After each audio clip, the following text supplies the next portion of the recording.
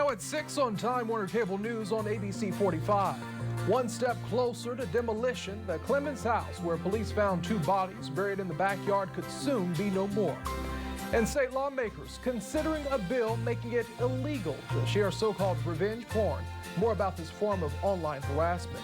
Plus, from victim to survivor, how a girl from Randolph County is saying thank you to a group of deputies she calls heroes.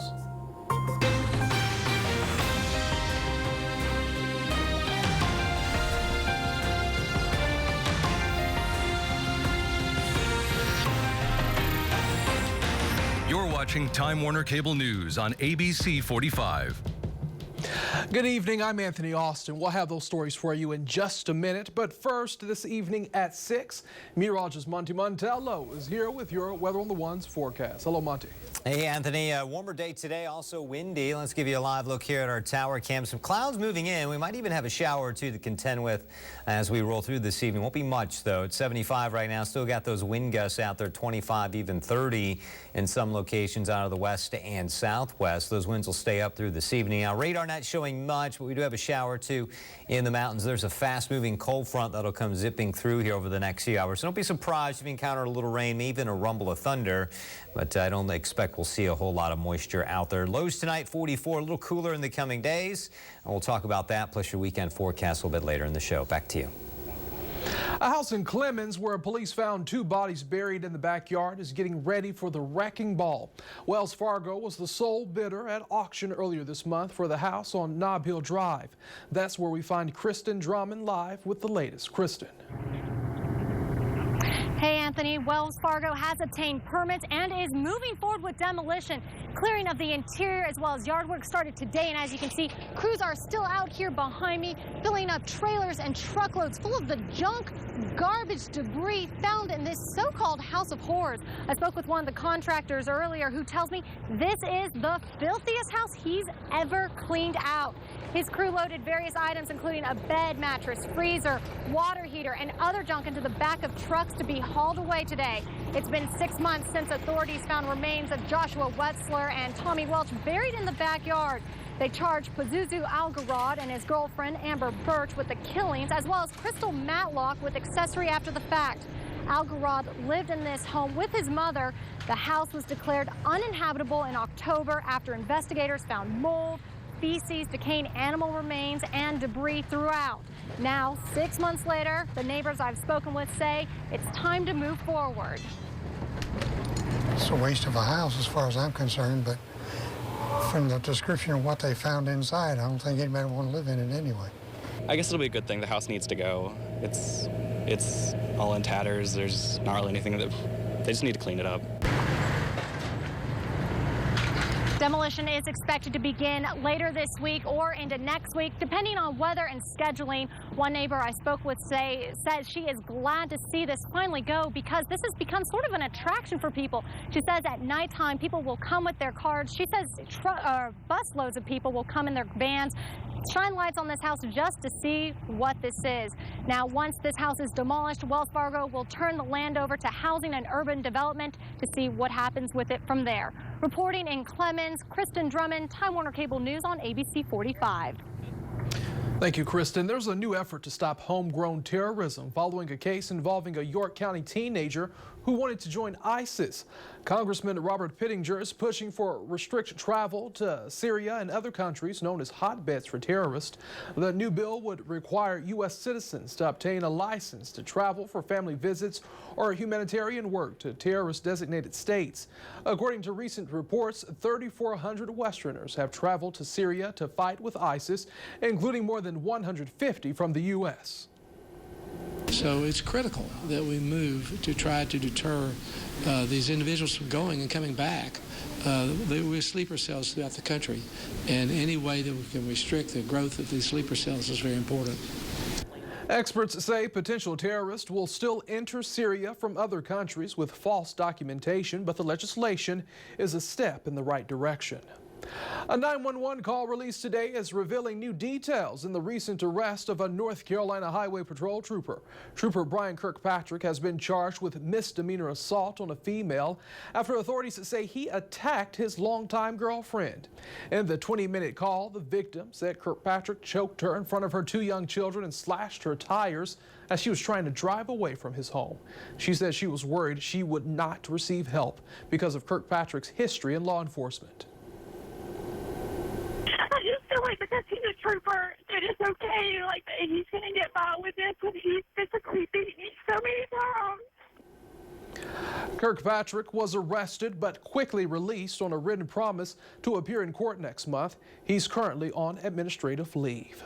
State lawmakers have advanced a bill that would make women wait 2 days longer before they can have an abortion.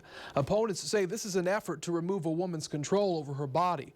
But as Loretta Beniti tells us, supporters say they believe this extended wait time is key to improving women's health. Right now, women in North Carolina have to wait 24 hours after their initial contact with a medical professional before they can get an abortion. Under this proposal, this would be extended to 72 hours. This bill still places arbitrary and unnecessary delays on women seeking an abortion. This can be a very time-sensitive procedure, and it is important that women are allowed to make these decisions without political interference. During debate in the House Health Committee, supporters of this bill said they believe this extended wait time just makes sense. I've never known of an emergency abortion that couldn't wait for a few hours. I've known women who have told me that the impact of their choice didn't hit them until one fall weekend when they saw the school bus come and realized that their child might have been on his way to kindergarten that year.